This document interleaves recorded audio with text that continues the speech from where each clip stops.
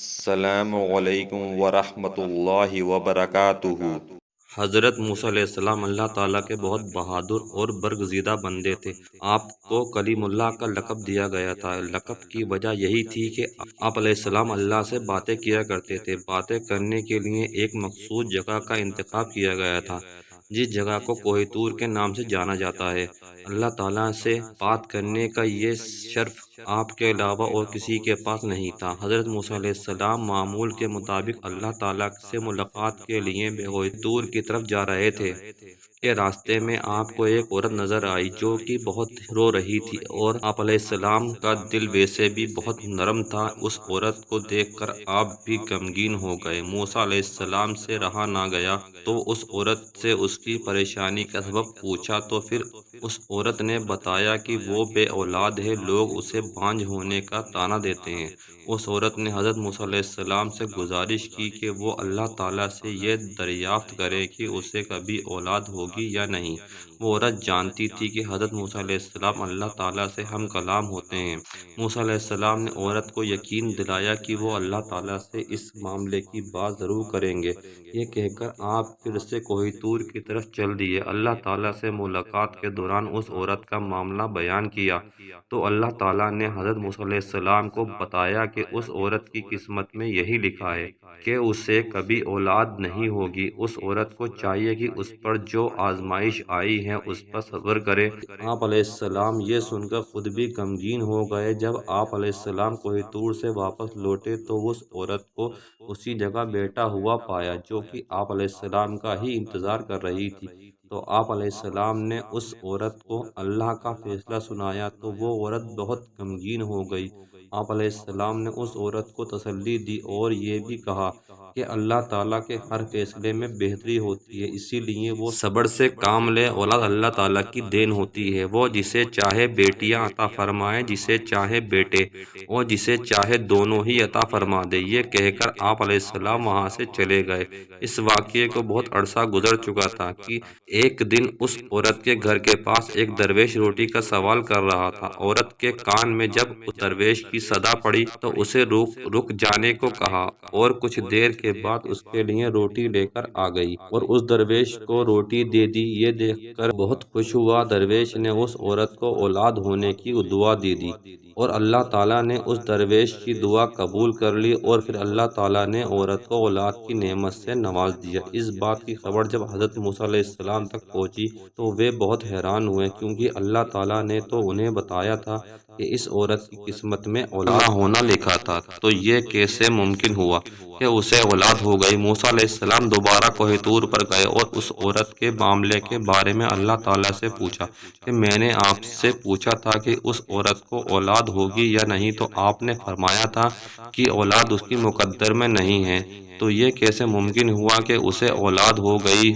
تو اللہ تعالیٰ نے آپ علیہ السلام کے سامنے ایک شرط رکھی، اور اللہ تعالیٰ نے آپ علیہ السلام کو انسان کا گوشت لانے کا کہا۔ جب اللہ تعالیٰ انبیاء کرام کو کسی چیز کا حکم دیا کرتے تھے تو کوئی بھی اللہ تعالیٰ سے سوال نہیں کیا کرتا تھا، اس لیے حضرت موسیٰ علیہ السلام نے بھی اللہ تعالیٰ کی اس شرط پر کوئی سوال نہیں کیا۔ پھر اپنی بستی میں جا کر لوگوں کو اللہ تعالیٰ کا حکم سنایا۔ بستی والوں کو اللہ تعالیٰ کا یہ حکم بہت عجیب لگا اور سب کے دلوں میں یہ خوف بیٹھ گیا کہ یہاں خون نہ بہنے لگے۔ جب کوئی بھی اپنا گوشت دینے کو راضی نہ ہوا تو حضرت موسیٰ علیہ السلام خالی پلیٹ لے کر اللہ تعالیٰ کے پاس کوہ طور پر واپس جانے لگے۔ موسیٰ علیہ السلام راستے میں ہی تھے کہ انہیں راستے میں ایک درویش بیٹھا ہوا ملا۔ درویش کی آنکھیں بند تھیں اور چہرہ آسمان کی طرف اٹھا ہوا تھا۔ درویش کی زبان پر بس اللہ اللہ کا ہی نام تھا۔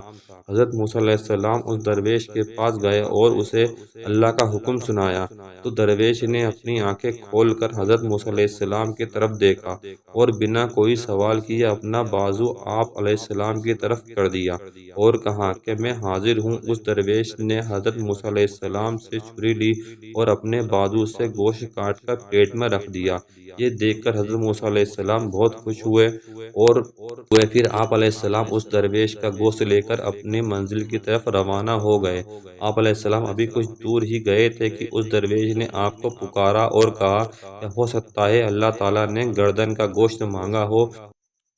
اور پھر اس نے اپنی گردن سے گوشت کاٹ کر آپ علیہ السلام کو پلیٹ میں ڈال دیا۔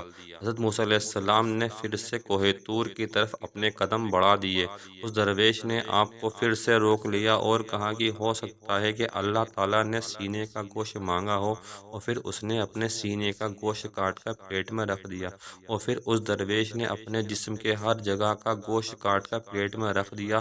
حضرت موسیٰ علیہ السلام نے کوہ طور پر جا کر گوشت سے بھری پلیٹ اللہ تعالیٰ کے سامنے پیش کر دی۔ اللہ تعالیٰ نے حضرت موسیٰ علیہ السلام سے پوچھا، یہ گوشت کس سے لائے ہو؟ حضرت موسیٰ علیہ السلام نے اللہ تعالیٰ سے سارا قصہ بیان کر دیا۔ اللہ تعالیٰ نے فرمایا، اے موسیٰ، یہ میرے بندے کا مجھ سے عشق ہے، اور اس عشق کی حد تو دیکھو کہ اس نے اپنی تکلیف کا نہ سوچا، اس نے میری رضا اور خوشی کے خاطر اپنے جسم کی بوٹیاں کاٹ کر تمہارے سامنے رکھ دی۔ اے موسیٰ، اب مجھے تم خود بتاؤ، جو میرا بندہ میرے عشق میں خود سے بھی بے پرواہ ہے، اس سے کوئی سوال کرے اور وہ مجھ سے دعا مانگے تو میں اس کی دعا کیسے قبول نہیں کروں گا؟ اے موسیٰ، یہ میرا وہی بندہ ہے جس نے مجھ سے اس عورت کے حوالے سے سوال کیا تھا۔ میرے اس نیک بندے نے ہی اس عورت کے لیے اولاد کی دعا کی تھی، تو بھلا میں کیسے اس کی حاجت پوری نہیں کرتا؟ بس یہی وجہ ہے کہ میں نے اس کی قسمت میں لکھے کو پلٹ دیا۔ جو بندے میرے خاطر اپنے آپ کو قربان کرنے کے لیے راضی ہو جاتے ہیں، میں ان کی بات کو کیسے رد کر سکتا ہوں؟ موسیٰ علیہ السلام اللہ کی یہ بات سن کر بہت حیران اور خوش ہوئے۔